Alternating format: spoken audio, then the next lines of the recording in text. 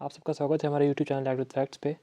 और आज की इस वीडियो में हम बात करने वाले हैं बहुत ही इंपॉर्टेंट हमारे यूपीएसआई जो कि भर्ती आने वाली है, जिसका एग्ज़ाम होने वाला है बहुत जल्द, उस पे मूल विधि के बीएनएस पे। हमने इससे पहले अपने प्रैक्टिस सेट कराए हैं, टॉप 100 क्वेश्चंस कराए हैं और अलग अलग सब्जेक्ट्स को कवर कराया है। लेकिन बहुत सारे लोगों की डिमांड थी कि हमें मूल विधि पे थ्योरी चाहिए, तो हमने उसकी सीरीज़ की स्टार्टिंग कर दी है आज से। और हम बीएनएस के बाद बीएनएसएस और जितने भी आपके कानून हैं जो कि मूल विधि के अंतर्गत आते हैं, सारे कराएंगे। और सिर्फ ये नहीं है कि हम कानून कराएंगे, हम उनसे आगे उनके आने वाले क्वेश्चंस कराएंगे। और जो मोस्ट इम्पॉर्टेंट थिंग्स हैं उसमें, जो मोस्ट इम्पॉर्टेंट पार्ट्स है हर सब्जेक्ट की, उसी को कराएंगे जो आपके लिए ज़रूरी है। हमें बेसिक चीज़ को इस पे हमें ध्यान देना है कि हमें सिर्फ अपने एग्ज़ाम के लिए तैयारी करनी है। हमें कोई कानून पढ़ के वकील नहीं बनना है। हमें तैयारी करनी है जिससे हमें जो हमारे क्वेश्चंस आए बीएनएस से वो सही हों। और इसी अप्रोच से हम करेंगे। मैं उम्मीद करता हूँ कि आप हमारे चैनल को सब्सक्राइब कर चुके होंगे, और अगर नहीं करा है तो कर लीजिए, क्योंकि इसके बाद मैं आपको इसके क्वेश्चंस कराऊंगा जो कि हमारी प्लेलिस्ट में ऐड हो चुके हैं। टॉप 100 क्वेश्चंस हैं और प्रैक्टिस सेट मूल विधि पे हैं, जिसमें सारा सब्जेक्ट कवर करा है। 1 to 1 क्वेश्चन आप देखोगे। अभी तक हमने 4 सेट कराए हैं प्रैक्टिस सेट मूल विधि पे। उसमें आप देखोगे तो हर सब्जेक्ट आपको मोटर व्हीकल एक्ट, पॉस्को, उसके अंतर्गत बीएनएस, बीएनएसएस और वाइल्ड लाइफ एक्ट, सारे एक्ट मिल जाएंगे। आपको कहीं और जाने की ज़रूरत ही नहीं है, ना ही आपको कोई प्रैक्टिस सेट खरीदने की ज़रूरत है। आप इन्हें करोगे सफिशिएंट है, आपके नंबर एक भी नहीं कम होगा, ये मेरा आपका वादा है। अब शुरू करते हैं इस बीएनएस की वीडियो को। मैं आपको पहले परिचय दे दूँ कि मेरा नाम है एडवोकेट अनुभव शुक्ला, और इस वीडियो में बात करेंगे, मैं अपने एक्सपीरियंस से आपको बताऊंगा कि कैसे आपको ये पढ़ना है और क्या क्या अप्रोच रखनी है आपको कानून पढ़ने के लिए। तो पहले मैं आपको बता दूं कि हमारा जो इससे पहले हमारा कानून था वो था इंडियन पिनल कोड। और अब जो नया कानून आया है हमारा, उसका नाम है भारतीय न्याय संहिता। तो ये चेंज क्यों लाया गया, क्या ज़रूरी था इस चेंज को लाने के लिए, तो इस सब हम डिटेल 1 to 1 बात करेंगे।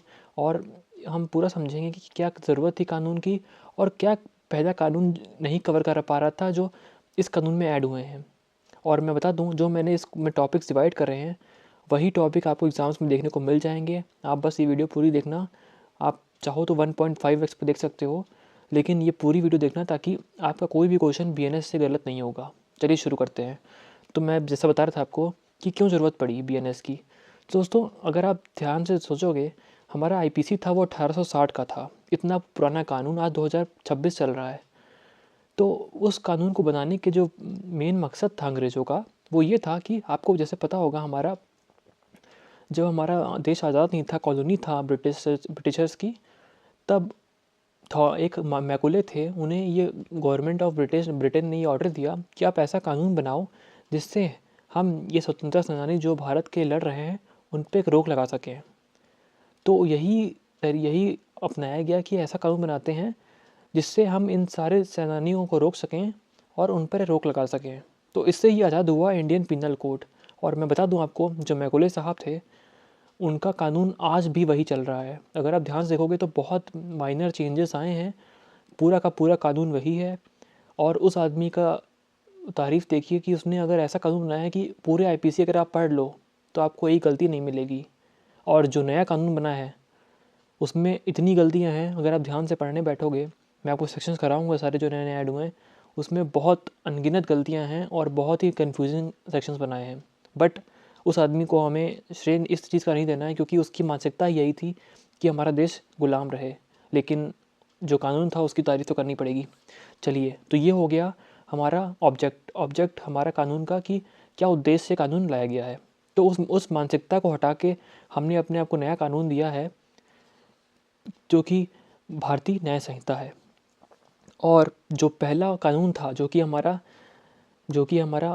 इंडियन पिनल कोड यानी आईपीसी था, उसका मुख्य उद्देश्य था पनिशमेंट देना। जैसे मैंने आपको बताया कि वो स्वतंत्रता को कुचलने के लिए बनाया गया था। लेकिन जो नया कानून है हमारा भारतीय न्याय संहिता, उसमें हमने जस्टिस को यानी कि न्याय को प्राथमिकता दी है। आप अगर कानून को खोलोगे भी भारतीय न्याय संहिता को, तो आपको शुरुआत से जो चेंजेस हैं वो देखने को मिल जाएंगे। अब पहला हमने इस कानून को एक तरफ से इकट्ठा कर दिया है। पहले सेक्शंस 511 थे, अब सेक्शंस 370-60 के आसपास है। तो ये सब चेंजेस भी आए हुए हैं, बहुत अच्छे अच्छे चेंजेस भी हैं, उस पर हम बात करेंगे। चलिए अब हम देखते हैं और क्या क्या इसमें हमें कवर करना है। अब जो 2 क्वेश्चंस मैं आपको मार्क करा दे रहा हूँ, जो ये क्वेश्चंस आपको पेपर में मिल सकते हैं देखने को। आपको 2 तारीखें याद करनी है। एक तो कानून पूछ सकते हैं कि जो हमारा नया कानून है ये कब प्रभावी हुआ। तो हमारा नया कानून प्रभावी हुआ है 1 जुलाई 2024 को। दोस्तों ये मार्क कर लीजिएगा, ये आपका बन गया है क्वेश्चन नंबर 1। ये क्वेश्चन ये आ सकता है, इसको आपको मार्क करना है कि ये कानून कब प्रभावी हुआ। ये कानून प्रभावी हुआ है 1 जुलाई 2024 को, यानी कि ये कानून चालू हुआ है हमारे देश में भारतीय न्याय संहिता 1 जुलाई को। और दूसरा क्वेश्चन जो बनता है वो है कि ये कानून पारित कब हुआ था संसद से और कब इसे हमारे राष्ट्रपति की मंजूरी मिली। 2 डेटें हो गई। तो ये वाली डेट हमारी है 25 दिसंबर 2023। दोस्तों ये क्वेश्चन आ सकता है, मैंने कई बार देखा है जिन भी एग्ज़ाम्स में कानून आता है उनमें ये दोनों डेटें बहुत इंपॉर्टेंट होती हैं। एक होती है हमारी इन्फोर्समेंट डेट, एक होती है हमारी जिस डेट को ये मंजूरी मिली, यानी इनैक्टमेंट डेट। 2 डेटें होती हैं, हमने दोनों अब देख ली हैं। अब हम चलते हैं अपने सेकंड पार्ट की तरफ कि बीएनएस की संरचना और मुख्य बदलाव क्या क्या हैं जो हमें पढ़ने हैं, क्योंकि ये सबसे ज़रूरी है इस बार के एग्ज़ाम के लिए। मैंने इसके लिए आपके लिए डायग्राम बना रखा है जिससे आपको समझ आ जाएगा आसानी से। ये देखिए, अब हम एक एक करके इसको समझते हैं। देखिए, हमारा जो पहला कानून था उसका नाम था आईपीसी 1860 और नए कानून का नाम है भारतीय न्याय संहिता 2023। तो इसमें हमने पहले शुरुआत करते हैं कि पहला स्टेप क्या है। पहले हमारे आईपीसी में सेक्शन थे 511, यानी कि धाराएं थी 511, और अब वाले सेक्शंस में हो गई हैं धारा 358।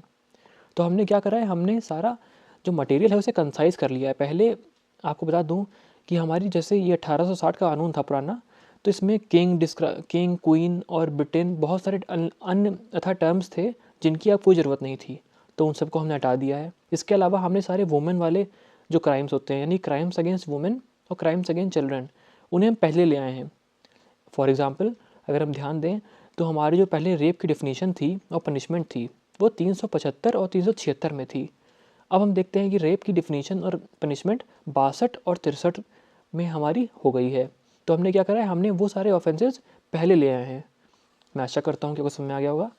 दूसरी, हमने एक इसमें पेनल्टी भी ऐड कर दी है। अगर हम पुराना सेक्शन देखें, हम आईपीसी का 53 था, उसमें पनिशमेंट डिफाइन थी, यानी कि सज़ा हम क्या क्या दे सकते हैं कानूनी तौर से। तो उसमें क्या था, एक तो फांसी की सज़ा जैसे आपको पता होगा, दूसरी हमारी आती है कैद भी 2 तरीके की होती है, एक तो उम्र कैद और दूसरी अन्यथा जितने सालों की कैद होती है। तो ये 2 ऑफेंस हो गए। इसके अलावा क्या था, फ़ाइन था। तो ये सब था। अब इसके अलावा हमने इस बार क्या करा, हमने एक नई पनिशमेंट ऐड करी जिसका नाम है कम्युनिटी सर्विस। ये देखिए यहाँ पे मैं आपको दिखाता हूँ, ये कम्युनिटी सर्विस क्या होती है। तो दोस्तों कम्युनिटी सर्विस का जो हमारा मकसद है वो यह है कि हम छोटे ऑफेंसेस, यानी कि जो पेटी ऑफेंस होते हैं, उनमें हम इंसान को जेल नहीं भेजेंगे। क्यों नहीं भेजेंगे जेल? क्योंकि आपको पता है कि जेल का जो इन्वायरमेंट होता है, अगर कोई इंसान ने छोटी गलती कर दी है किसी मजबूरी में, छोटा क्राइम कर दिया है, जैसे कि एग्जांपल देता हूँ मैं आपको कि चोरी अगर 5,000 रुपये से कम की चोरी है, तो हमारे कानून में प्रावधान है कि उसे हम कम्युनिटी सर्विस देंगे बीएनएस के अनुसार। तो अगर जज साहब देखते हैं कि वो आदमी ठीक है, उसने कोई मजबूरी में एक क्राइम कर दिया है, तो हम सामुदायिक सेवा में भेजेंगे जहाँ पे वो सामुदायिक सेवा करेगा। अब सामुदायिक सेवा क्या हो सकती है, जैसे जज साहब चाहें तो उसको ड्यूटी लगा सकते हैं कि तुम जाओ एक चौराहे पे मार्केट के, वहाँ पे तुम्हें 1 हफ्ते ट्रैफिक संभालना है। ये एक एग्जाम्पल हो गया। तो ये पावर जज के साथ हाथ में है। हमने 2 चीज़ देख ली अभी तक। तीसरा क्या है, सेडिशन लॉ। जैसा कि मैंने आपको बताया कि हमारी जो कानून को बदलने की मंशा है वो ये है कि हम ब्रिटिश काल के कानून को अब बदल दें, क्योंकि अब बहुत टाइम हो गया है 1860 का कानून और अब ये कानून 23 में आया था, तो इतने साल हो गए हैं। अब इस मानसिकता को हटा के हम अपने देश को एक नया कानून दें जो कि हमने बनाया हो, ना कि उस मानसिकता कानून। तो आपको पता है कि उस टाइम पे जो हमारे सारे स्वतंत्रता सेनानी थे और उस टाइम पे 1857 की क्रांति भी हुई थी, तो उस लिए ही कानून ये आया था। और सेडिशन लॉ एक टूल था उनके हाथ में कि हम इनकी जो हम इंडियंस चाहते थे कि स्वतंत्रता मिल जाए, उसको रोकने का बहुत पावरफुल टूल था सेडिशन लॉ। क्योंकि आप अगर कुछ भी बोलोगे, राजद्रोह का जो है कि आप कुछ भी बोलोगे ब्रिटिश खिलाफत के खिलाफ, तो आपको सज़ा कर देते थे। तो ये भी बहुत ज़रूरी था हटाना। तो इसको हटा के अब हमने नया सेक्शन ऐड कर दिया है 152। ये मैं आपको आगे बढ़ाऊँगा भी कि इसमें क्या है। इसमें अब सेडिशन लॉ नहीं है, अब है any act which endangered sovereignty and security of the country. तो ये चेंज हुआ है, मतलब अब कोई राजद्रोह नहीं है। अब ये है कि अगर कोई व्यक्ति ऐसा कृत्य करता है जिससे हमारे देश की सुरक्षा अखंडता पे खतरा आता है तो हम 152 में जाएंगे, वरना नहीं जाएंगे। ठीक है, अब देखते हैं अगला क्या है, मॉब लिंचिंग। आपने देखा होगा कि आजकल ये केसेस बहुत ज़्यादा आने लगे थे बीच में, और अभी भी आते हैं। तो हमने इसको भी ऐड करा है क्योंकि बहुत ज़रूरी था इसको ऐड करना, क्योंकि हमारे पास कोई डिफ़ाइन नहीं था। कोई भी भीड़ आती थी, किसी की जाति किसी धर्म के आदमी को मार के पीट के चली जाती थी, तो इसके लिए कोई कानून नहीं था। कानून तो क्या था कि हम ज़्यादा से ज़्यादा उसको हत्या में कर देंगे या फिर अनलॉफुल असेंबली में कर देंगे। लेकिन इस बार मैंने आपको डिफिनीशन दे दी है मॉब लिंचिंग की, जो कि आपको देखने को मिलेगा 103 के आगे। अब देखते हैं अगला। दोस्तों ये बहुत इंपॉर्टेंट है, ऑर्गेनाइज क्राइम यानी कि संगठित अपराध। हमने इसको लेके आए हैं, हमारी धारा 100 हमारी 112 के अंदर ये आ गया है। 111 में हमने इसको डिफाइन करा ऑर्गेनाइज क्राइम, और फिर उसके बाद में पेटी ऑर्गेनाइज क्राइम। तो ये क्या है, संगठित अपराध। धारा 111 में हमने इसको इस बार हमने परिभाषित कर दिया है। इसका मतलब ये होता है कि कोई भी आदमी, कोई भी गैंग ऐसा कोई संगठित अपराध कर रहा है जिसमें किडनैपिंग हो, एक्सटॉर्शन हो, लूट हो। हम आगे पूरा इसको पढ़ेंगे भी, मैं अभी आपको ब्रीफ ओवरव्यू दे रहा हूँ। तो ये भी ऐड हुआ है सेक्शन 111 में। दूसरा, हिट एंड रन, ये भी बहुत इंपॉर्टेंट है। इसमें क्या है दोस्तों, आप देखते होंगे कि जो मोस्टली एक्सीडेंट होते हैं वो ट्रक ड्राइवर्स और ये जो हमारे ट्रैक्टर चलाते हैं, ये बहुत ज़्यादा एक्सीडेंट करते हैं। तो पहले क्या था, इसमें सज़ा थी बहुत कम थी। हमारी सरकार ने जब बिल पहली बार पेश हुआ था, तो उसके बाद देखा होगा कि आपने बहुत बड़े नंबर पे ये हड़ताल हो गई थी ट्रक और इनकी ट्रैक्टर वालों की, क्योंकि चाहते थे कि सज़ा ना बढ़ाई जाए। लेकिन ये एक अच्छा कदम था कि सज़ा बढ़ाने का और फ़ाइन बढ़ाने का। हालांकि फ़ाइन उसमें बहुत ज़्यादा बढ़ा दिया था, लेकिन जब ये इतना बड़ा आपने याद होगा कि आपको इतना बड़ा इन्होंने काम वाम रोक दिया था, हड़ताल कर दी थी, तो उस चक्कर में गवर्नमेंट ने इसे वापस ले लिया है। तो ये हिट एंड रन का सज़ा बढ़ाई गई थी। ये हमारा हो गया ब्रीफ ओवरव्यू सारे एक्ट का। अब हम एक करके सारी चीज़ पढ़ेंगे, हम सब डिस्कस भी करेंगे। उससे पहले ये कुछ, जैसे मैंने आपको बताया था कि पहले हमारे आईपीसी में धाराएं थी 511, ये आपको याद रखना है। और अब हो गई हैं धारा हमारी 358, ये भी क्वेश्चन आ सकता है। देखिए हमने इस बार क्या करा है, 8 नई धाराएं बढ़ाई गई हैं।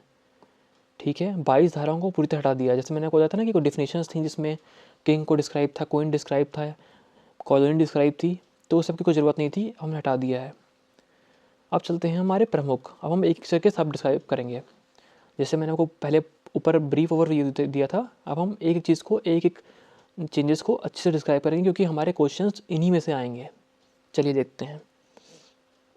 सामुदायिक सेवा यानी कम्युनिटी सर्विस, मैंने आपको बताया कि इसका उद्देश्य क्या है। तो ये पहली बार हमारे कानून में एक नई पनिशमेंट ऐड करी है, जिसे हम कहते हैं कम्युनिटी सर्विस या कि सामुदायिक सेवा। ठीक है, ये किस लिए ऐड करी हमने, क्योंकि हम नहीं चाहते कि कोई भी जिसने आदमी ने पहली बार या फिर गलती से एक अपराध कर दिया हो और उस अपराध के चक्कर में वो जेल जाए। आपको पता है कि हमारी जेल पहले से ही ओवरबर्डन है, बहुत ज़्यादा भार है उन पर। जिस जेल की कैपेसिटी 1 लाख होती है, वहाँ पे 5, 6, 10 लाख लोग रह रहे हैं।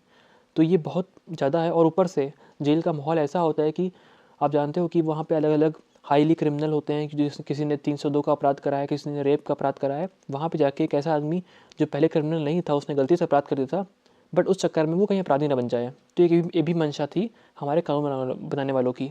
तो ठीक है, जैसे नशा करके हंगामा करना, यहाँ पे आपको कम्युनिटी सर्विस मिल सकती है। 5,000 रुपये की कम से चोरी, मैंने बताया आपको, इसके लिए हम यहाँ पे दे सकते हैं। और ये अधिकार हमारे जज साहब के पास ही है और किसी के पास नहीं है, आपको ध्यान रखना है। ठीक है, ये हो गया हमारा कम्युनिटी सर्विस, ये हमारे में ऐड हुआ है। ठीक है, ये आपको ध्यान रखना है कि कौन सी नई पनिशमेंट ऐड करी है। ये हमारा क्वेश्चन नंबर 3 है जो आपके एग्ज़ाम में आ सकता है। 2 हमने ऊपर डेट पढ़ी थी और ये 3 है। अब चलते हैं हम अगले के ऊपर, आतंकवाद। दोस्तों आतंकवाद, मैं आपको बता दूं, पहली बार हम किसी कानून ने आतंकवाद को परिभाषित करने की कोशिश करी है। इससे पहले जो हमारा आतंकवाद था यानी कि टेररिज्म, ये हमारे UAPA के कानून के अंतर्गत इसको हमने पनिशेबल बना सकता था। आपको बता दूं कि जो हमारा UAPA है ये एक स्पेशल लॉ है, यानी कि विशेष कानून। लेकिन हमारा जो BNS है वो जनरल कानून है। अब विशेष कानून और सामान्य कानून में क्या अंतर होता है दोस्तों, आपने जैसे सुना होगा एक कानून का नाम SC/ST एक्ट या फिर पॉस्को एक्ट। तो ये विशेष कानून होते हैं। अगर किसी व्यक्ति ने किसी बच्चे के साथ अपराध करा है, जिसकी उम्र 18 से 16 से कम है, तो उसकी सज़ा होती है पॉस्को के अंदर, ना कि हमारे आईपीसी के अंदर। ऐसे ही अगर किसी गवर्नमेंट सर्वेंट ने रिश्वत ली है और उसके खिलाफ केस करते हैं तो उसकी सज़ा यहाँ नहीं होती, उसकी सज़ा होती है प्रिवेंशन ऑफ करप्शन एक्ट में। तो ये होते हैं विशेष कानून जो विशेष लोगों के लिए बनाए जाते हैं। ऐसे ही यूएपीए में क्या होता है, अगर किसी व्यक्ति ने अपराध करा है, किसी व्यक्ति चाहता था कि हमारे देश की अखंडता और सुरक्षा खत्म हो जाए और वो देश के खिलाफ युद्ध छेड़ने के मंशा से आया था, तो उसके खिलाफ हम यूएपीए लगाते हैं। ठीक है, अब पहली बार हमने टेररिज्म को डिफाइन करा है, तो हमें इसकी क्या ज़रूरत पड़ गई दोस्तों। एक तो ऐसी बात है कि कोई भी कानून में आज तक टेररिज्म डिफाइन नहीं करा था इंडिया में। हमारे पहली बार जो बीएनएस में कोशिश करी गई है डिफाइन करने की, अगर मैं आपको उसकी डिफिनेशन पढ़ा दूँ, मैं खोल के रखता हूँ ताकि आप एक बार अच्छे से पढ़ पाओ। ये रही 113 में डिफिनेशन की टेररिज्म। यहाँ पे इसकी जिससे ये लिखा हुआ है आतंकवाद कृत्य। पढ़ते हैं क्या लिखा हुआ है। जो कोई भारत की अखंडता, संप्रभुता, सुरक्षा या आर्थिक सुरक्षा या भारत में या किसी देश में जनता या जनता के किसी वर्ग में आतंक फैलाने या आतंक फैलाने की संभावना के आशय से, क्या मतलब हुआ इसका, कोई व्यक्ति जो भारत की एकता या उसकी अखंडता या संप्रभुता या सुरक्षा, और सुरक्षा सिर्फ सुरक्षा मतलब ये नहीं, आर्थिक सुरक्षा भी इसके अंदर है, या फिर भारत में किसी वर्ग में आतंक फैलाने यानी किसी कम्युनिटी के खिलाफ आतंक फैलाने या आतंक फैलाने की कोशिश करना भी इसके अंदर अपराध है। अब वो ये कार्य कैसे कर सकता है, जैसे यहाँ पे अगर आप कहाँ में जाओगे 113 सबसे इम्पॉर्टेंट है, ये याद रखना है। इसका क्या देखते हैं, वो काम ये बम से कर सकता है, डायनामाइट से कर सकता है, अन्य विस्फोटक पदार्थ जैसे कि आप अलग अलग पदार्थ आते हैं, या फिर ज्वलनशील पदार्थ जलने वाले, या अग्नियुद्धा या अन्य प्रहण आयुध्या या विषयों यानी कि कुछ जहर युक्त या अपाकर गैसों या फिर गैस से कर सकता है, अन्य रसायनों यानी कि केमिकल से, प्रकृति के अन्य पदार्थ चाहे वह जैविक, रेडियोधर्मी यानी कि न्यूक्लियर हो गया, यहाँ पे देख रहे हो कितनी वाइड डिफिनेशन है, निबकीय या अन्यथा हो, या किसी भी प्रकृति के किन्हीं अन्य साधनों का उपयोग करके ऐसा कोई कर सकता है। ठीक है, अब हमने देख लिया कि उसकी मंशा क्या थी। उसकी मंशा थी कि भारत की एकता, अखंडता, सुरक्षा या फिर आर्थिक सुरक्षा को तोड़ना है, और वो कैसे कर सकता था, वो इन तरीक़ों से कर सकता है। ठीक है, अब आगे देखते हैं क्या है। जिससे किसी व्यक्ति या व्यक्तियों की मृत्यु होती है। ठीक है, टेररिज्म में जानते हो कि मृत्यु हो सकती है, कि आदमी अगर टेररिज्म फैलाने आया है तो उसे किसी की मृत्यु तो करेगा ही। किसी व्यक्ति या व्यक्तियों की मृत्यु होती है, या उन्हें क्षति होती है यानी उन्हें डैमेज होता है, चोट लगती है, या होने की संभावना है, मतलब अगर होने की संभावना भी सकती है। संपत्ति की हानि यानी कि प्रॉपर्टी का नुकसान हो सकता है, वो भी कवर है इसके अंदर, या उसका नुकसान या विनाश होता है, या होने की संभावना है। ठीक है, या भारत में या किसी विदेश के समुदाय के जीवन के लिए अनिवार्य किन्हीं पदार्थों यानी कि कोई एसेंशियल कमोडिटी, जैसे आपको पता है कि हमारे जीवन के यापन के लिए बहुत सारी कमोडिटी होती हैं, तो उन्हें सरकार प्रोटेक्ट करती है। एक एक्ट होता है एसेंशियल कमोडिटी एक्ट, यानी कि कोई आदमी उसका जमावकरण नहीं कर सके, वो कुछ चीज़ें ख़त्म ना हो जाएं ताकि हमारे देश में हाहाकार मच जाए, तो उसकी बात हुई यहाँ पे। या सेवाओं या विघ्न पैदा करता है या होने की संभावना है, ये भी कवर है। या सिक्के या किसी अन्य सामग्री की कुटुकृत यानी कि काउंटर फिटिंग ऑफ सिक्के, यानी कि अगर कोई काउंटरफीट भी करता है सिक्के का तो उसको टेररिज्म एक्ट कह सकते हैं हम। क्योंकि आपने ऊपर देखा था यहाँ पे कि यहाँ पे हमने आर्थिक भी ऐड कर रखा था, इसीलिए हमने यहाँ पे नीचे काउंटर फिटिंग ऑफ कॉइन्स यानी कि नकली जाली सिक्के और नोट बनाने को भी हमने आतंकवाद घोषित कर दिया है। आप देख रहे हो कितना वाइड है ये, यानी कि इसका इस सेक्शन का दायरा कितना बड़ा है।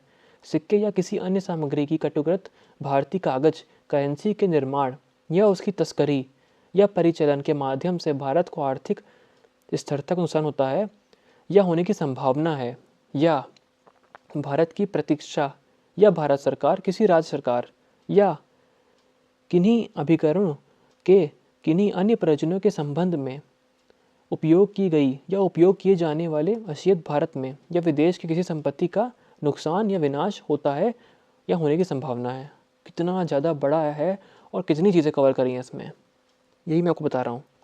अब देखते हैं खा में क्या है किसी लोक कृत्यकरी का आपराधिक बल के द्वारा या आपराधिक बल का प्रदर्शन करके अंतर्गत करना या ऐसा करने का प्रयत्न करता है, या किसी लोक कृत्यकरी की मृत्यु कारित करना या किसी लोक कृत्यकरी की मृत्यु कारित करने का प्रयत्न करना। तो दोस्तों आप अगर खा पाठ देखो तो इसमें आपको मालूम पड़ेगा कि इसमें उनको भी कवर करा है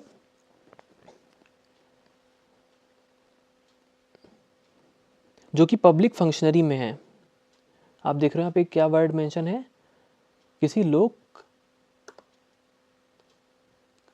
कृत्यकरी। अब पब्लिक फंक्शनरी तो बहुत वाइड टर्म है, इसका जो पब्लिक फंक्शनरी ये आगे आपको देखने को मिलेगा, इसको डिस्क्राइब करने की भी कोशिश करी गई है इस एक्ट में।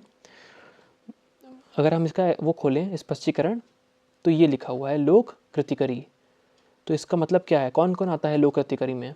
लोक कृत्यकरी का मतलब है यानी कि हमारी संवैधानिक प्राधिकारी, यानी कि हमारे जैसे संवैधानिक पद हो गए, हमारा राष्ट्रपति हो गए, प्रधानमंत्री हो गए, केंद्रीय मंत्री हो गए, केंद्रीय सरकार द्वारा राजपत्र में लोक कृत्यकरी के रूप में अधिसूचित कोई अन्य कृत्यकरी अभिप्रेत है। मतलब public functionary means the constitutional authorities, यानी कि संवैधानिक पदों पर बैठे हुए लोग, और एनी अदर फंक्शनरी जो हमारा ऑफिशियल गैजेट आता है, गैजेट के अंदर जो सेंट्रल गवर्नमेंट ने जिनको पब्लिक फंक्शनरी घोषित कर दिया है। तो इनकी मृत्यु करना या इनकी मृत्यु करने का प्रयास भी करना एक आतंकवादी कार्य है। अब देख रहे हो कितना बड़ा है ये, इसके अंदर क्या क्या कवर हो गया आपने देखा होगा। ऊपर किसी को चोट पहुंचाना, किसी को मारने की कोशिश करना, अगर जाली नोट पैदा करना, जाली सिक्के पैदा करना, उसकी तस्करी करना, किसी लोक कृत्य को मारना। अब गा देखते हैं गा में क्या है, किसी व्यक्ति को निरुद्ध करता है, उसका अपहरण करता है, उसका व्यापरण या अपहरण करता है, या ऐसे व्यक्ति को मारने या क्षति पहुंचाने की धमकी देता है, या भारत सरकार, किसी राज्य की सरकार या किसी देश की सरकार या किसी अंतर्राष्ट्रीय या अंतर सरकारी संगठन या किसी व्यक्ति को कोई कार्य करने या उसे ना करने के लिए बाध्य करने हेतु कोई अन्य करता है। यानी कि वो किसी गवर्नमेंट के एम्प्लॉय की, चाहे वो स्टेट गवर्नमेंट हो, सेंट्रल गवर्नमेंट हो या लोकल म्यूनसिपैलिटी हो, उससे धमकाने की यानी कि उसे ब्लैकमेल करने की, कोई कार्य कराने की कोशिश करता है तो वो भी आतंकवाद है। इसलिए मैं कह रहा था इन्होंने जो भी नया कानून बनाया है उसे इतना वाइड बनाया है और इतना कंफ्यूजिंग कि आदमी को समझ में ही ना आए। अब हमें पढ़ के देखते हैं हमारा गा पाठ क्या कह रहा है। दोस्तों इसका मतलब यही है कि अगर कोई व्यक्ति किसी को डिटेन कर लेता है या किडनैप कर लेता है या उसे एब्डक्ट कर लेता है और उसे जान से मारने की धमकी देता है या फिर उसे चोट पहुंचाना चाहता है या फिर इंजर करना चाहता है ताकि वो उसे कंपेल कर सके, यानी उसे ब्लैकमेल करके वो काम करा सके जो वो करवाना चाहता हो, तो ये कवर करने की कोशिश करी गई है इसके अंदर। तो वो आदि देखिए लिखा हुआ है, तो वह आतंकवादी कार्य करता है। कितनी बड़ी डेफिनेशन है। लेकिन हमारे जो एग्ज़ाम के लिए हमें याद रखना है कि हमने आतंकवाद को कहाँ कहाँ किस सेक्शन के अंदर डिफाइन करा है। वो हो गया हमारा 113, ये है 113 और ये हमारा क्वेश्चन नंबर 4 है। क्योंकि हमने 3 ऊपर कर लिया था, ये क्वेश्चन नंबर 4 आपका आने वाला है। आपको इसको ध्यान रखना है, याद रखना है कि कौन से सेक्शन के अंदर है। अब मैं आपको बता दूं कि कितनी वाइड डेफिनेशन है, आपके मतलब का सिर्फ हमने एक बार रीड कर लिया है। आप चाहो तो एक बार अपने आप इस वीडियो को पॉज करके फिर से पढ़ सकते हो ताकि आपको समझ जाए कि मैंने वो क्या समझाने की कोशिश करी है। क्योंकि इसमें बहुत ज़्यादा वाइड डेफिनेशन है और इसका जो मैंने ब्रीफ में यहाँ बना रखा है, मैं खोल दूँ यहाँ पर एक बार। ये देखिए, पहले आतंकवाद UAPA जैसे विशेष कानून में परिभाषित किया गया था, लेकिन अब इसे सामान्य कानून में भी परिभाषित किया गया है। परिभाषा ये ब्रीफ में है, देश की एकता, अखंडता और सुरक्षा को खतरे में डालना या आम जनता में आतंक फैलाना। अब इसकी पनिशमेंट क्या है, वो है मृत्युदंड या आजीवन कारावास। ये भी क्वेश्चन आ सकता है, ये आपको याद रखना है तीनों चीज़ें, क्योंकि ये हमारे बहुत इंपॉर्टेंट चीज़ है, पहली बार ऐड हुआ है और ऐसे क्वेश्चन हमेशा कॉम्पिटिशन एग्जाम्स में आते हैं। ये भी आ सकता है, ये भी जानना है कि इसकी पनिशमेंट क्या है टेररिज्म की, यानी आतंकवाद कृत्य की।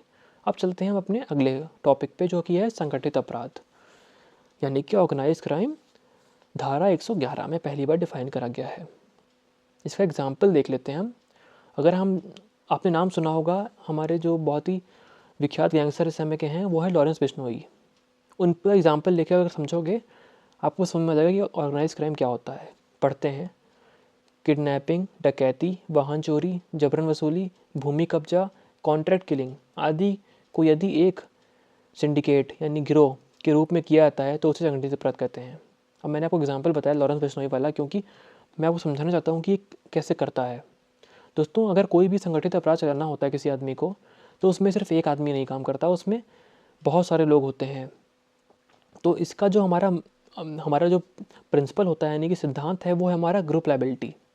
ग्रुप लायबिलिटी क्या होती है कि अगर कोई भी ग्रुप में एक काम कर दे, जैसे कोई भी गैंग में एक काम करे, तो वो अपराध सिर्फ उसने नहीं करा, उस गैंग के सारे लोगों ने करा है। इस सिद्धांत पे इस कानून को बनाया गया है। मैं आशा करता हूँ कि उसमें आया होगा। अब हम चलते हैं हमारे इसकी परिभाषा पे, तो वहाँ से आपको समझ आ जाएगा। और भी ये इसकी परिभाषा 111 में परिभाषित है। ये इसकी भी परिभाषा बहुत ज़्यादा बड़ी हुई है, हम इसको आसान शब्दों में समझेंगे। ये रहा हमारा संगठित अपराध। किसी संगठित अपराध सिंडिकेट के सदस्य, मैंने आपको क्या बोला, एक भी आदमी काम करेगा, लेकिन वो पनिशमेंट किसको मिलेगी? सबको, क्योंकि ये सिद्धांत बेस्ड है हमारा ग्रुप लायबिलिटी। यानी कि ऐसा माना जाएगा कि सब लोग ने ही एक इच्छा से काम करने को प्लान बनाया था। ठीक है। सिंडिकेट के सदस्य के रूप में या सिंडिकेट की ओर से अकेले, भले ही मर्डर किसी गैंगस्टर का गुर्गा कर रहा हो, लेकिन उसका चार्ज किस पे लगेगा? गैंग के लीडर के ऊपर। ये मतलब है इसका। फिर से पढ़ते हैं। किसी संगठित अपराध सिंडिकेट के सदस्य के रूप में या ऐसे सिंडिकेट की ओर से अकेले या संयुक्त रूप से, अकेले भी या फिर मिल के भी, कि सामान्य मति, यानी कि सामान्य मति क्या, यानी कि कॉमन इंटेंशन, सबकी मंशा एक ही थी कि इस आदमी को मार दें। जैसे कि बाबा सिद्दीकी का मर्डर हुआ था, तो उसमें चार्ज बना तो सबके ऊपर कार्रवाई होगी। कि कार्य करते हुए किसी व्यक्ति द्वारा या व्यक्तियों के किसी समूह द्वारा, यानी कि एक भी और एक ग्रुप भी, कोई सत्य विधि विरुद्ध क्रियाकलाप किया जाता है, जिसमें अब देखते हैं क्या क्या इंक्लूड है इस डेफिनेशन के अंदर। व्यापरण, डकैती, यान चोरी, उद्दापान, भूमि हत्याना यानी कि लैंड ग्रैबिंग, संविदा पर हत्या यानी कि कॉन्ट्रैक्ट किलिंग, संविदा पर हत्या करना, आर्थिक अपराध, साइबर अपराध। खाली इन अपराधों को नहीं कवर करा गया है, आपको पता है कि साइबर अपराध कितने होते हैं और उसमें कितनी बड़ी गैंग होती है, तो उनको भी इसके अंदर ले आए हम। साइबर अपराध, व्यक्तियों, औषधियों, हथियार, अवैध माल यानी कि तस्करी करना, अवैध माल या सेवाओं का दुरुपयोग, वैश्यवृत्ति या फिरौती यानी कि एक्सटॉर्शन करना, फिरौती के मानव दुरुपयोग शामिल है। तो आप देख रहे हो ना कितना वाइड इसको हमने डिफाइन करा है, इसमें हमने सब कुछ कर लिया है। यानी कि अगर कोई भी ऐसा गैंग चल रहा होगा, चाहे वो गैंग किडनैपिंग कराए, चाहे वो गैंग साइबर क्राइम कराए, चाहे वो लैंड ग्रैबिंग यानी कि भूमि कब्जा करे, उन सबको इसके अंदर कर रहा है। अब देखते हैं इसके अंदर हमें क्या ज़रूरत है, कब कौन सा अपराध इस संगठित अपराध के अंदर आएगा। प्रत्यक्ष या अप्रत्यक्ष रूप में तात्विक फ़ायदा, जिसके अंतर्गत वित्तीय फ़ायदा भी है, प्राप्त करने के लिए हिंसा का प्रयोग, हिंसा की धमकी, अभिप्रात या अन्य विधि विरुद्ध साधनों द्वारा कारित करता है, वह संगठित अपराध गठित करेगा। अब देख रहे हो कितना वाइड है ये, इसमें बहुत चीज़ें ज़्यादा डिफाइन कर दी गई हैं। अब इसके अंदर क्या है?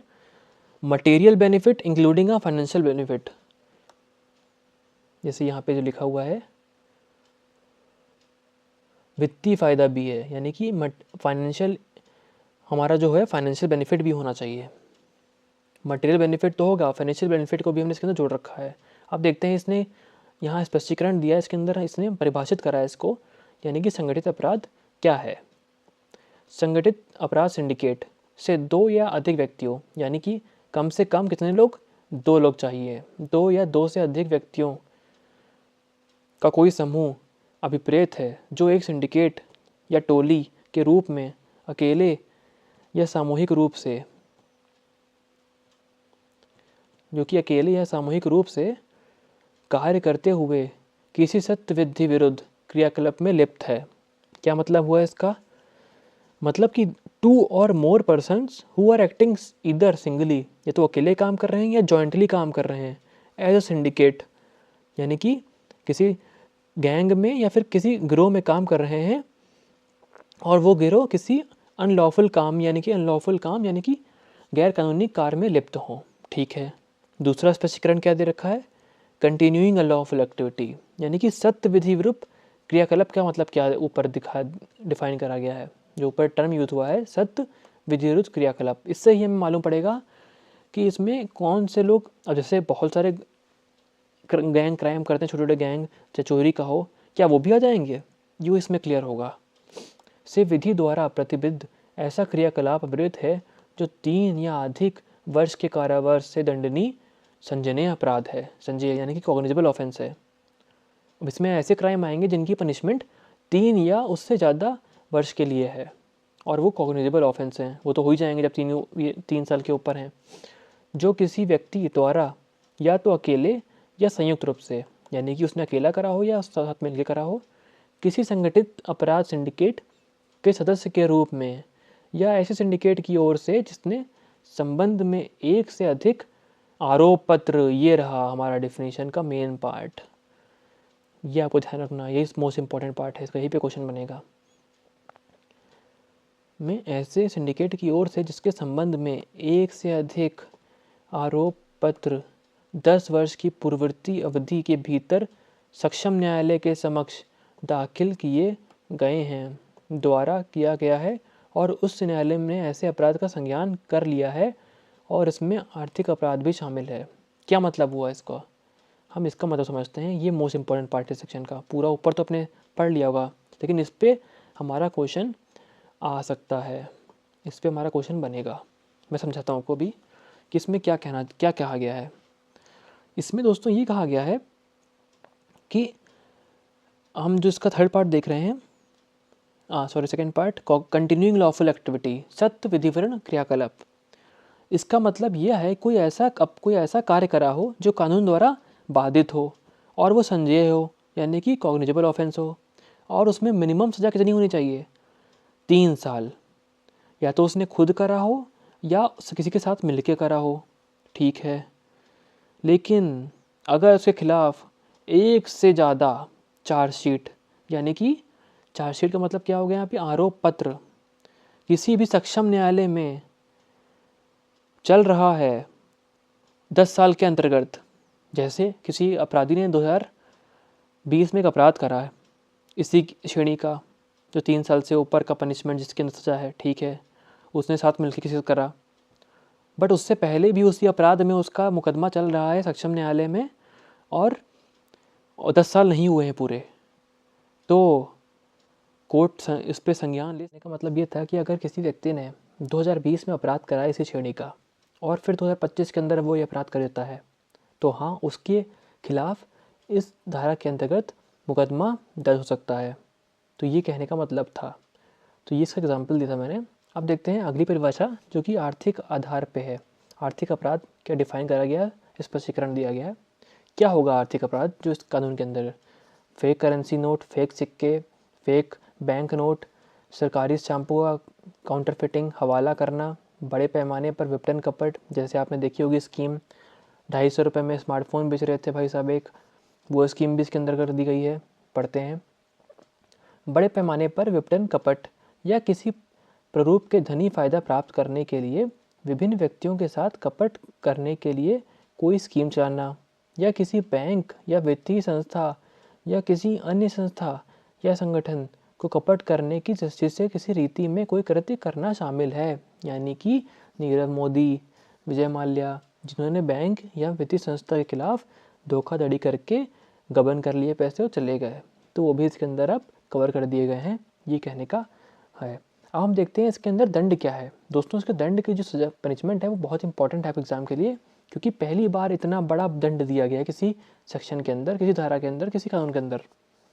यदि ऐसे अपराध के परिणाम स्वरूप, यानी कि रिजल्ट क्या हो, किसी व्यक्ति की मौत से है, ठीक है, तो मृत्यु या आजीवन कारावास मिलेगा, ठीक है, और ऐसे जुर्माने को भी दायी होगा जो 10 लाख रुपए से कम का नहीं होगा। यानी कि अगर किसी ने ये कार्य करा, उस कार्य से किसी की मृत्यु हो गई, ठीक है, तो उससे मृत्यु की सजा मिल सकती है या फिर आजीवन कारावास मिलेगा। और जुर्माना क्या मिल सकता है, 10 लाख रुपए से कम का जुर्माना नहीं मिलेगा। सोचिए कितना बड़ा जुर्माना दे रखा है। अब देखते हैं हम इसकी चौथी सबसेक्शन में क्या लिखा है। कोई व्यक्ति जो संगठित अपराध सिंडिकेट का सदस्य है वह ऐसी अवधि में कारावास का दंडनीय होगा जो 5 वर्ष से कम की नहीं होगी, किंतु आजीवन कारावास हो सकेगा। ऐसे जुर्माने के लिए दायी होगा जो 5 लाख रुपए से कम का नहीं है। यानी कि जो उस सिंडिकेट का सदस्य है, यानी कि उस गिरोह में मेंबर है, तो उसको भी अपराध का भुगतना पड़ेगा। और कितना बड़ा? 5 लाख का। जैसे अगर किसी की मृत्यु हो गई तो का लगेगा, लेकिन अगर उसकी मृत्यु नहीं हुई तो खा लगेगा। किसी अन्य मामले में वह ऐसी अवधि के कारावास से दंडनीय होगा जो 5 वर्ष से कम का नहीं होगा, ठीक है, किंतु आजीवन कारावास तक हो सकेगा। और ऐसा जुर्माना का दायी होगा जो 5 लाख रुपए से कम का नहीं होगा। यानी मिनिमम 5 लाख तो देना ही पड़ेगा और अगर आपने ये अपराध कर दिया है तो ये हम पढ़ रहे थे ऑर्गेनाइज क्राइम। अब हम चलते हैं अपने नेक्स्ट की ओर, जो है हमारा मॉब लिंचिंग। दोस्तों, मॉब लिंचिंग पहली बार हमारे कानून में डिफाइन करा गया है। इससे पहले आपने देखा होगा कि मॉब लिंचिंग के केसेस बहुत आने लगे थे। अब मॉब लिंचिंग होती क्या है, क्या डिफाइन करा गया है? दोस्तों, अगर किसी व्यक्ति को उसकी जाति देखकर, उसके समुदाय देखकर, उसके लिंग देखकर या उसके जन्म स्थान या उसकी भाषा को देखकर 5 या उससे ज़्यादा लोगों ने मिलके मारा है तो मॉब लिंचिंग का अपराध हो जाएगा, ठीक है। ये डिफ़ाइन कहाँ करा गया है, यानी कि इसका सेक्शन कौन सा है? 103(2). आपको पता है कि हत्या 103(1) के अंदर दंडनीय है और मॉब लिंचिंग उसके अगला सेक्शन है। तो ये बहुत इंपॉर्टेंट है, इसकी पनिशमेंट ध्यान रखनी है। इसके लिए मृत्युदंड यानी कि डेथ पेनल्टी या आजीवन कारावास का प्रावधान दे रखा है। ये आपका क्वेश्चन बन सकता है, आपको उसको मार्क करके चलना है, ये इंपॉर्टेंट है। हम चलते हैं अब अगले क्वेश्चन, अगले इम्पॉर्टेंट चीज़ के ऊपर, जो कि हमारा हिट एंड रन है। मैंने आपको शुरुआत में बताया था हिट एंड रन क्यों ऐड करा गया। दोस्तों, मैं फिर से बताता हूँ इसकी मंशा क्या थी। कि आपको पता होगा कि हमारे यहाँ बहुत सारे एक्सीडेंट होते हैं ट्रक ड्राइवर्स और अलग अलग वाहन ड्राइवरों के द्वारा, और ऐसे केसेस में लोग हड़बड़ा आते हैं एक्सीडेंट के बाद, वो भाग जाते हैं छोड़कर, वो नहीं जाते अस्पताल लेके, वो नहीं जाते पुलिस के पास, वो सीधे भाग जाते हैं। तो सरकार की मंशा यह थी कि हम इसे कम कर सकें, तो उन्होंने इस कानून को बढ़ाया। उन्होंने क्या करा, उन्होंने पनिशमेंट बहुत बढ़ा दी। इसकी पनिशमेंट देखोगे आप तो 10 वर्ष तक की कैद और जुर्माना है। लेकिन उस सेक्शन जब ये हमारा ड्राफ्ट तैयार हुआ था इस कानून का, तब इसके बहुत बवाल हो गया था, बहुत हड़ताल हो गई थी ड्राइवरों के द्वारा। सारा देश एकदम रुक सा गया था क्योंकि कोई भी डिलीवरी नहीं हो रही थी सामान की इधर से उधर। लेकिन सरकार ने एक चीज़ नोट करवाई थी, यदि वह तुरंत सूचित करता है, घायल को अस्पताल ले आता है, तो सज़ा कम हो सकती है। तो ये डिस्क्रिशनरी पावर थी कोर्ट तय करता कि उसका कंडक्ट कैसा था, उसका कृत्य कैसा था एक्सीडेंट के बाद। मैंने आपको बता रहा हूँ कि ये धारा की ज़रूरत बहुत थी देश में, लेकिन अभी हमने क्या करा है, जब इतना हड़ताल हो गई, इतना सब हो गया, तो सरकार ने इसको वापस नहीं लिया है, इसको होल्ड पे रखा हुआ है। अगर आप अपने BNS की पहला पेज खोलोगे तो उसमें देखोगे उसकी जो इन्फोर्समेंट डेट है वो 1 जुलाई 2024 है, लेकिन इस सेक्शन की इन्फोर्समेंट डेट नहीं लागू करी गई थी क्योंकि बहुत ज़्यादा बवाल हो गया था। ये आपको याद रखना है, ये क्वेश्चन बन सकता है। अब चलते हैं अपने टॉपिक नंबर 4 के ऊपर, जो है हमारा महिलाओं और बच्चों के विरुद्ध। दोस्तों, मैंने आपको ऊपर बताया था कि हमारा जो ये कानून है इसने बहुत ज़्यादा ध्यान दिया है महिला और बच्चों के विरुद्ध अपराधों पर। तभी आपने देखा होगा सेक्शंस हमारे बहुत जो पहले एकदम उलट-पुलट थे, BNS ने उन सारे कानूनों को एकत्रित कर दिया है। अगर आप सेक्शन खोलोगे अपनी BNS को तो आपको सारे क्राइम जल्दी मिल जाएंगे। जैसे अब पहले रेप की डेफिनेशन थी वो 375 में थी, अब हो गई है 63 में, और पनिशमेंट थी 376 में, इसमें अब हो गई 64 में। अगर आप देखोगे डाउरी डेथ यानी कि दहेज मृत्यु, वो 304B में थी, अब कितने में हो गई है, अब हो गई है धारा 80 के अंदर। तो सारे इनको अध्याय 5 में रख के एकत्रित कर दिया गया है। ये क्वेश्चन आ सकता है कि क्या क्वेश्चन आएगा कि महिलाओं और बच्चों के विरुद्ध अपराधों को किस अध्याय में रखा गया है, वो अध्याय 5 है। ये बहुत इंपॉर्टेंट है, आपको याद रखना है, ये क्वेश्चन आ सकता है, ये इंपॉर्टेंट है। अब चलते हैं हम अपने अगले टॉपिक पे, जो है हमारा नई धारा ऐड हुई है, शादी का झांसा देकर यौन संबंध। दोस्तों, पहले ये अपराध स्पष्ट नहीं था, इसका कोई नाम नहीं था, ये बलात्कार के अंदर ही आता था। लेकिन मैं बता दूँ इसका क्या एग्जाम्पल होगा, ये क्या है, क्या क्या बताना चाहता है कानून।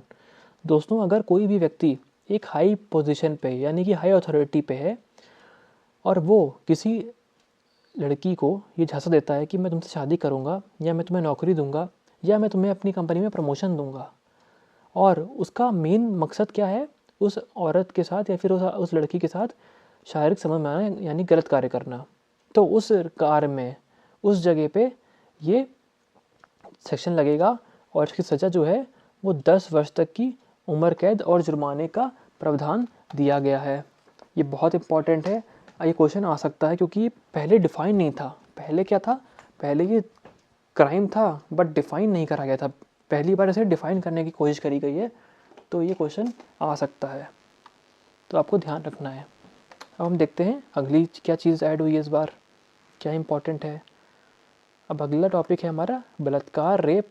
दोस्तों, पहले क्या था, इसमें कोई चेंज नहीं हुआ है, इसमें बस धारा चेंज हो गई है। पहले बलात्कार यानी कि रेप की परिभाषा 375 और पनिशमेंट 376 में थी, और अब आ गया है हमारा धारा 63 और 64 BNS। अभी मैंने इसके बाद मैं आपको सारी लिस्ट दूंगा एक, जिसमें आपके मोस्ट इंपॉर्टेंट सेक्शंस कवर हैं। वो लिस्ट करने के बाद ही आप इस वीडियो को बंद करना, क्योंकि उसमें से भी क्वेश्चन आएंगे। इस वीडियो बनाने का मकसद यही है कि आपको इसके बाद BNS में कोई दिक्कत ना हो, BNS आपकी पूरी इसी से कवर हो जाएगी।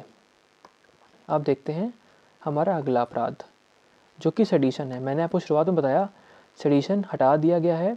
क्यों हटाया गया, क्योंकि वो मानसिकता ये थी कि देश पे राज करना है, हमारा ब्रिटेन की सरकार का इस मंशा से बनाया गया था ताकि हम इनके स्वतंत्रता को रोक सकें और इन पे राज कर सकें। इसलिए राजद्रोह की परिभाषा थी, क्योंकि कोई आदमी ब्रिटेन सरकार के खिलाफ नहीं बोल सकता था, उसके ऊपर मुकदमा होता था। लेकिन अब हम एक आज़ाद देश में रहते हैं और इसीलिए मंशा से हमने इस कानून को हटा दिया गया है। और अब जो ऐड हुआ है वो धारा 152 है, और मुझे लगता है ये क्वेश्चन आपको एग्ज़ाम में देखने को मिलेगा, ये जो इम्पोर्टेंट है बहुत ज़्यादा। अब जो नया सेक्शन ऐड हुआ है वो है भारत की संप्रभुता को खतरा, यानी कि एक्ट्स इंडेंजरिंग सॉवरेनिटी को लाया गया है। अब देखते हैं यहाँ पे अंतर पढ़ लेते हैं। अब सरकार की आलोचना करना अपराध नहीं है, बिल्कुल सही, लेकिन देश के खिलाफ बोलना या देश की एकता को तोड़ना अपराध है। सशस्त्र विद्रोह या अलगाववादी गतिविधियों में इसमें शामिल किया गया है। तो दोस्तों, आप समझ गए होंगे कि क्या मंशा थी सरकार की इसको ऐड करने का। अब हम कवर करते हैं अपने मोस्ट इंपॉर्टेंट सेक्शंस, जो कि क्वेश्चंस आते हैं आपके प्रीवियस ईयर में आ रखे हैं।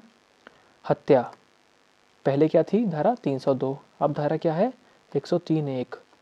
बहुत इंपॉर्टेंट है, आपको याद रखना, याद भी होनी चाहिए। एक बार रिवाइज कर लोगे आपको याद हो जाएगी। गैर इरादतन हत्या, जो कि कल्पेबल होमिसाइड होती है, पहले धारा 304 थी, अब हो गई है हमारी धारा 105। दोस्तों, इसके बाद जो स्नैचिंग है ये पहली बार ऐड हुआ है हमारे BNS में। इससे पहले स्नैचिंग का वर्ड नहीं था कहीं भी, तो ये क्वेश्चन आपके लिए इम्पॉर्टेंट है। ये क्वेश्चन आपके में आ सकता है कि स्नैचिंग किस धारा के अंतर्गत डिफाइन करा गया है। धारा 304 के अंतर्गत स्नैचिंग को ऐड करा गया है। अब हम चलते हैं अपने अगले क्वेश्चन की तरफ।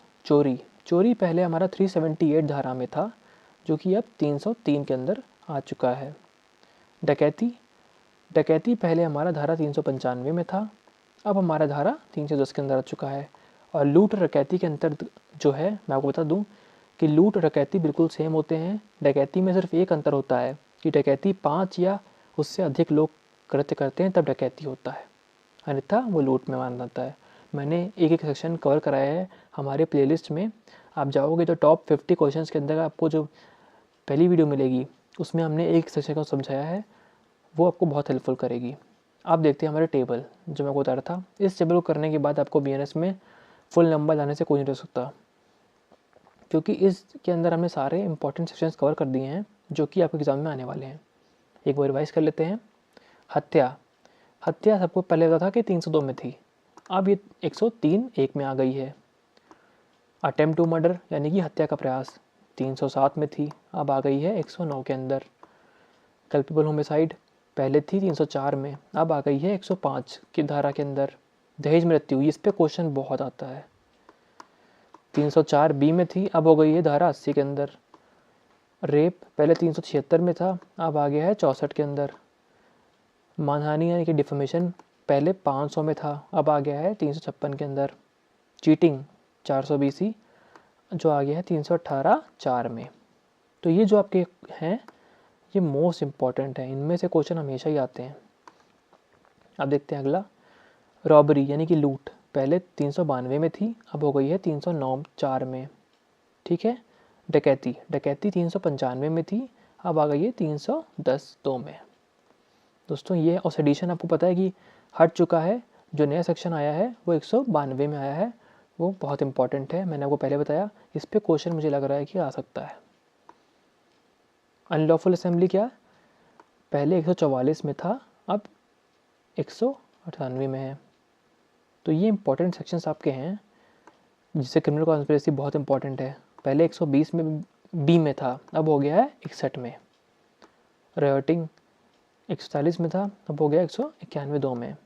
दोस्तों इस वीडियो में हमने यही कवर करा है कि हमारे जो मोस्ट इंपॉर्टेंट सेक्शंस थे हमने उनको कवर करने की कोशिश करी है।